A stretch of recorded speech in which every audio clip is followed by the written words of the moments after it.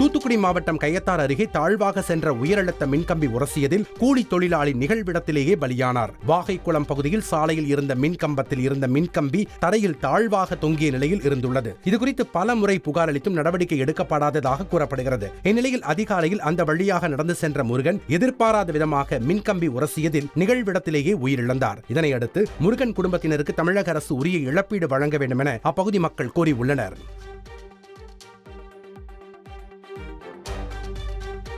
அது ஏற்கனவே அந்த 2 பக்கமும் மின்கம் பழுதே இருந்திருக்கு.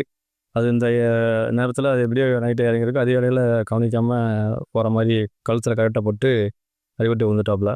இதே மாதிரி நிறைய இடத்துல எங்கள் ஊரில் பல இடங்களில் இந்த மாதிரி பழுதடைஞ்சு மின்கம்பம் நிறைய இடத்துல இருக்குது. மோசமாக இருக்குது சார், எல்லாம் மாற்றிடுங்க எங்கள் பஞ்சாயத்தில் அப்படின்னு சொல்லி கொடுத்தேன். இது வரைக்கும் இந்த 6 மாதம் இருக்க கொடுத்து இது வரைக்கும் நடவடிக்கை. இதுக்கு இன்னைக்கு உயிரிழந்த இந்த முறைகளுக்கு ஜெய தான் பொறுப்பாங்க. செய்திகளை உடனுக்குடன் தெரிந்து கொள்ள உடனே சப்ஸ்கிரைப் பண்ணுங்க.